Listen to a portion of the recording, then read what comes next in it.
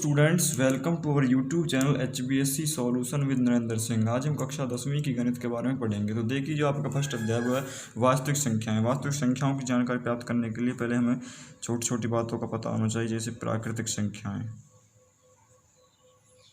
प्राकृतिक संख्याओं को हम नेचुरल नंबर भी बोलते हैं और इन्हें n से डिनोटेड किया जाता है। इसमें है आपकी 1 2 3 4 5 एंड आल्सो।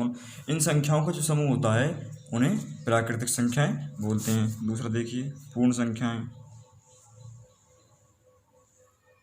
पूर्ण संख्याएं होल नंबर्स W से डिनोट किया जाता है। इसमें आपका जो प्राकृतिक संख्याओं का समूह होता है उसमें बस जैसे 1 2 3 4 5 एंड आल्सो, इसमें केवल 0 और मिला दिया जाए। पूर्ण संख्याएं वो होती हैं जिनमें प्राकृतिक संख्याओं प्लस में 0 मिला दिया जाए तो वे पूर्ण संख्याएं कहलाती हैं। थर्ड देखिए, आपका जो पूर्णांक है,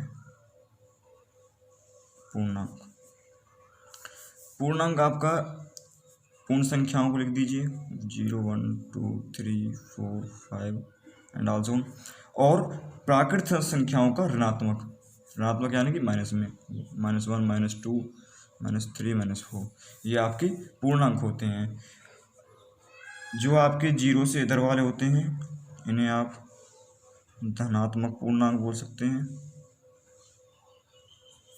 0 से जो इधर वाले हैं उन्हें ऋणात्मक पूर्णांक बोलते हैं। और 0 आपका न तो धनात्मक है और न ऋणात्मक है। तो अगला देखिए, आपका जो फोर्थ क्वेश्चन क्या कहता है, आपको परिमेय संख्याएं।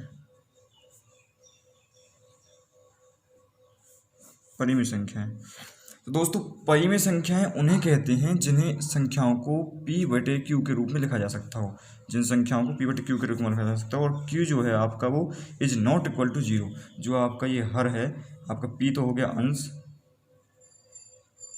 और Q हो गया आपका हर। Q आपका 0 के बराबर नहीं होना चाहिए। तो आपकी जो प्राकृतिक संख्याएं, पूर्ण संख्याएं और पूर्णांक, तीनों ही आपकी परिमेय संख्याएं होते हैं। तो देखिए कैसे, देखिए आपकी जो प्राकृतिक संख्या है, मान लीजिए इसमें से ले लेते हैं 3।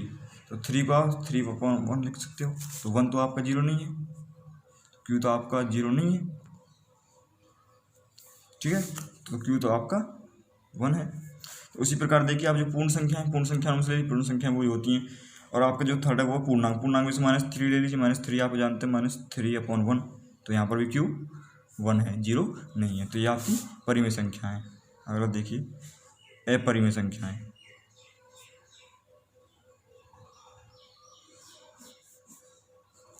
अपरिमेय संख्या आपकी वो होती हैं जिन्हें P/Q के रूप में नहीं लिखा जा सके। जैसे आपकी √2 √3। देखिए कैसे, √2 जो है आपका 1.414 डाल्स 1, ये आखिर तक यही रहेगा। तो ये आपकी एक निश्चित संख्या नहीं आती, तो ये आपका अपरिमेय संख्याएं होती हैं।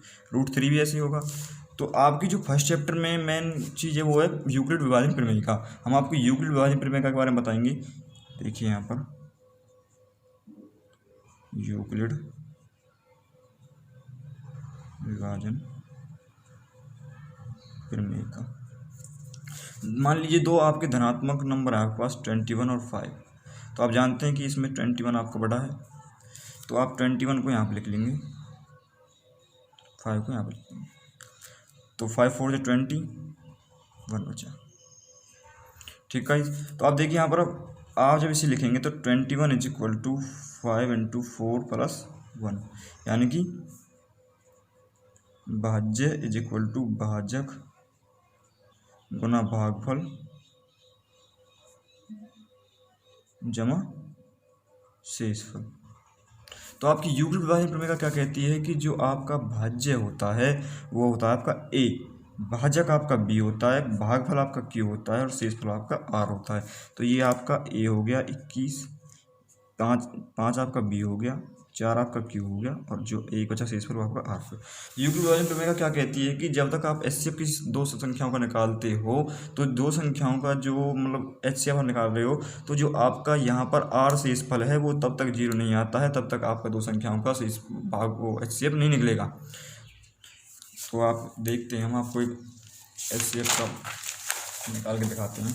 तो देखिए मान चलो हम निकालते हैं आपका 25 और 35 का एचसीएफ।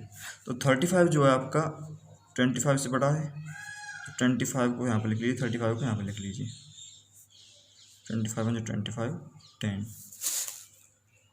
मैंने आपको बताया था जब तक आर आपका शेषफल 0 नहीं आ जाता तब तक आप इसे भाग करते रहिए। 10 दूनी 20, यहाँ पर कितना बच गया 5, यहाँ पर लिया इसको 10 को 5 दूनी 10। तो आपकी जो फर्स्ट टर्म क्या कहेगी, आपकी फर्स्ट टर्म है 35 इज इक्वल टू 25 गुना 1 जमा 10। 25 बराबर 10 गुना 2 जमा 5 और 10 इज इक्वल टू 5 गुना 2 जमा 0। तो जो आपका आर से शेषफल 0 आ जाता है यहाँ पर आर, तो इसका बी होता है यानी कि भाजक। तो भाजक आपका एचसीएफ होता है, एचसीएफ ऑफ 35 और 25 इज इक्वल टू 5। तो गाइस यहाँ पर आपकी जो बेसिक जानकारी वो खत्म होती है और आपका जो फर्स्ट चैप्टर की जो 1.1 है वो हम आपको अगली वीडियो में कराएंगे।